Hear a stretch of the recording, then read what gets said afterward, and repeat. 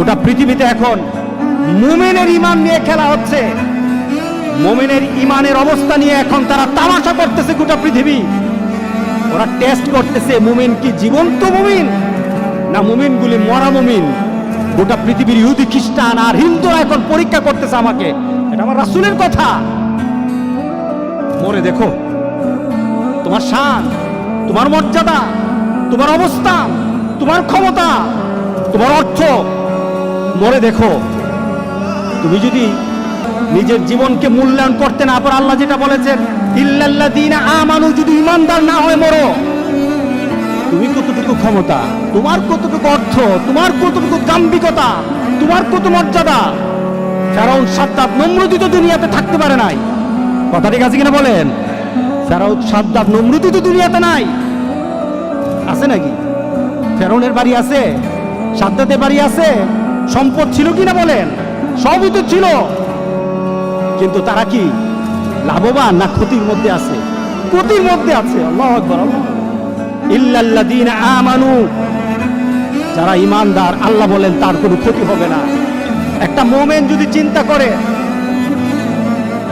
আমি এখানে কেন আসলাম, কেন এলাম পৃথিবীতে, আমাকে কি করতে হবে, আর আমার পরবর্তী ডেস্টিনেশন কোথায়, আমি পরবর্তীতে কোথায় যাব, এই তিনটা চিন্তা কোনো বান্দা যদি ধারণ করে, আল্লাহ সুবহানাহু ওয়া তাআলা তার আখিরাতকে গুছিয়ে দিবে। আমাদের জীবনটা কেমন, আমাদের জীবনটা সম্পর্কে আমরা কি চিন্তা করতে পারি? কোনো ব্যক্তি হাতের মধ্যে বরফটা হাতে ধরে রাখলে সে যতক্ষণ পর্যন্ত বরফের দিকে তাকিয়ে থাকে, সে চিন্তা করে আমার ব্যবসা হবে, আমার হাতে বরফ আছে। বলেন তো দেখি বরফ কি থাকবে? হ্যাঁ, ধরে রাখুন তো বরফ, কতক্ষণ পর কি হবে? বরফ আর পাওয়া যাবে না, বরফ আর থাকবে না তার হাতে। মানুষের জীবনটা তেমন। আপনি বরফ হাতে নিয়ে রেখেছেন, আপনার জীবনটা একটা বরফের মতো, হাতে বরফ, আপনার বরফ কিন্তু গলে যাচ্ছে। কিভাবে যাচ্ছে? এক একটা মুহররম মাস চলে আসে, 1441 সাল ছিল, চলে গেছে, বরফ গলে গেছে। 1442 সাল এসেছে, আনন্দ হওয়ার কিছু নেই, বরফ কিন্তু গলে গেছে। আপনার বরফ কিন্তু গলছে। একজনকে বলা হলো যে আমাকে নোটিশ করে দিও, আমাকে জানিয়ে দিন। আল্লাহর কাছে বলল দাউদ আলাইহিস সালাম, রব্বুল আলামিন আমার শেষ মুহূর্তটা আমাকে জানিয়ে দিও, শেষ মুহূর্তটা আমাকে জানিয়ে দিও, আমার জীবনের শেষ মুহূর্তটা আমাকে একটু নোটিশ করে দিও। আজরাইল আলাইহিস সালাম উপস্থিত।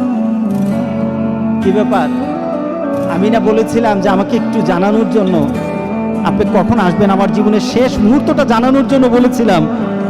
কোনো জানানো আগে থেকে রিমাইন্ডিং ব্যতীত আমার কাছে চলে আসলেন, ব্যাপারটা কি? আজরাইল আলাইহিস সালাম বললেন কথা আছে। আপনার দাঁতের অবস্থা কি? নাই, একটা রিমাইন্ডিং। চোখের অবস্থা কি? আগের মতো দেখি না, আরেকটা রিমাইন্ডিং। আপনার শরীরের শক্তি কোথায়? হারিয়ে গেছে, আরেকটা রিমাইন্ডিং। কে বলেন? দাড়িগুলি পেকে গেছে, তার মানে এই নয় তুমি আরো চিন্তা করতেই থাকবে, চলতেই থাকবো।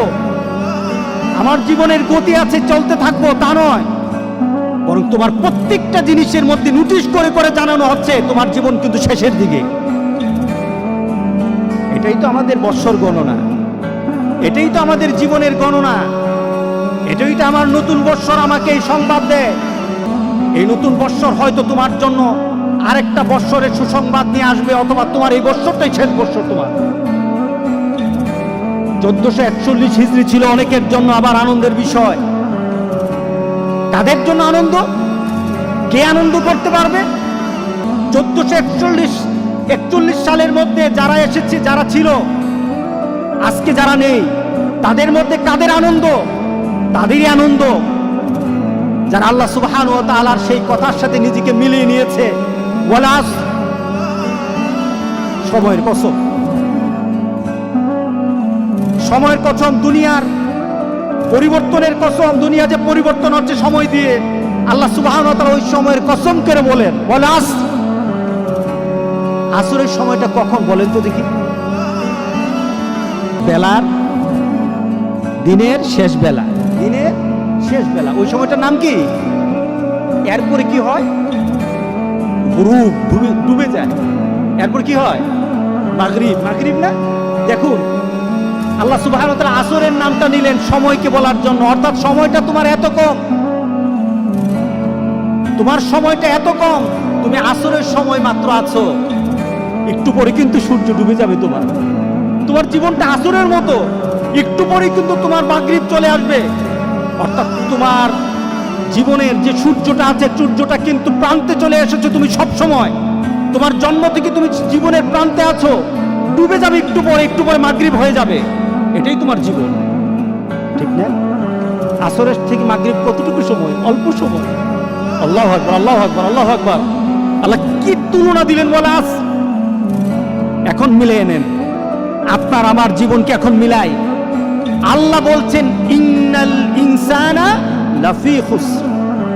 প্রত্যেকটি মানুষ, প্রত্যেকটি মানব, ইনসান বলা হয়েছে, হিউম্যান কাইন্ড, প্রত্যেকটি মানুষ আল্লাহ বলছেন ক্ষতিগ্রস্ত, সবাই ক্ষতির মধ্যে আছে।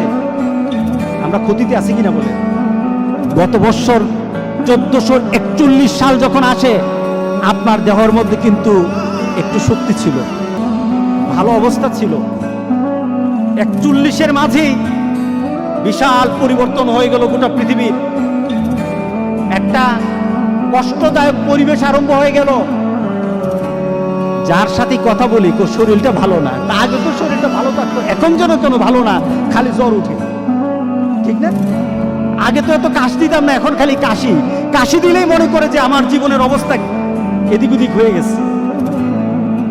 কথা ঠিক আছে কিনা? তার মানে কি, আপনি 1441 সাল থেকে এখন আপনি এমন জীবনে চলে আসছেন, আপনি নিজেকে প্রশ্ন করে বলতেছেন আমি ক্ষতিগ্রস্তের মধ্যে, আমার দেহ নষ্ট হয়ে যাচ্ছে, আমার দেহের পরিবর্তন চলে আসতেছে, আমি দুর্বল হয়ে যাচ্ছি, আমার চিন্তা চেতনায় দুর্বল হচ্ছি, আমার ভাবনাতে দুর্বল হচ্ছি, আমি আমলে দুর্বল হয়ে যাচ্ছি। আগের মানুষগুলির আমল শুনলে চোখে পানি চলে আসে, আমি করতে পারছি না, আমি ক্ষতিগ্রস্ত। কে বলেছেন? আল্লাহ সুবহানাহু ওয়া তাআলা বলেছেন ইন্নাল ইনসানা লাফি খুসর। পড়েন ইন্নাল ইনসানা লাফি খুসর। আল্লাহ বলেন না, আমার কিছু বান্দাকে আমি কিন্তু ক্ষতির মধ্যে ফেলে দেব না। আমরা কি পড়তে চাই বলেন তো দেখি? আমরা কি পড়তে চাই যে আল্লাহ বলেছেন আমার কিছু বান্দাকে, তার জীবন, তার যৌবন, তার জীবনের সকল কর্ম, তার আখিরাতকে আমি ক্ষতিগ্রস্তের মধ্যে ফেলে দেব না? আল্লাহু আকবার বলে আমি তাকে ক্ষতি করব না, দুনিয়া তো ক্ষতি করব না, আখিরাত তো তার ক্ষতি হবে না। ইল্লাল্লাযীনা আমানু ওয়া আমিলুস সালিহাত। মিলাই নেন, ঈমান, যার ঈমান আছে। কি আছে বলেন? আমাদের ঈমান আছে কিনা বলেন? আছে, আলহামদুলিল্লাহ। ঈমানটা কেমন? রাসূল সাল্লাল্লাহু আলাইহি সাল্লামের ঈমানের ব্যাপারে বললেন এমন একটা সময় আমার উম্মতরা পড়ে যাবে, আমার উম্মতরা এমন একটা সময় পড়ে যাবে তখন হাতের মধ্যে জ্বলন্ত আগুন রাখা, জ্বলন্ত কয়লার আগুন রাখা সহজ হবে, কিন্তু আমার উম্মতগুলি ঈমান বাঁচানো তত কঠিন হয়ে যাবে। এটা সহজ, কিন্তু ঈমান বাঁচানো কঠিন। কে বলেন ঠিক আছে কিনা বলেন? নতুন ঘটনা, নতুন কথা। আমরা আমাদের বন্ধু বাঁচতে পারি না, আমরা আমাদের ভালোবাসা কিসের সাথে রাখবো সেটা আমরা ভাবতে পারি না। আমরা কিছু ঘটনা শুনলে আমাদের মধ্যে চেতনা সৃষ্টি হয় না, মনে করি আমার জায়গায় আমি আছি, অন্যের জায়গায় অন্য থাকবে। কঠিন, হাতে জ্বলন্ত কয়লা রাখা কঠিন, সহজ হবে। রাসূল বলেছেন ঈমান বাঁচানো কঠিন। আর এটার সময় এখন 1441 সাল চলে গেছে, ক্ষতি হবে না। 1442 সাল চলে যাবে, ক্ষতি হবে না। 1443 সাল এসে থাকলে থাকুক, আমার ফয়সালা, আল্লাহর ফয়সালা। আল্লাহ বলেন আমার ফয়সালা হবে, কিন্তু তার মধ্যে যদি ঈমান থাকে তার কোনো ক্ষতি হবে না।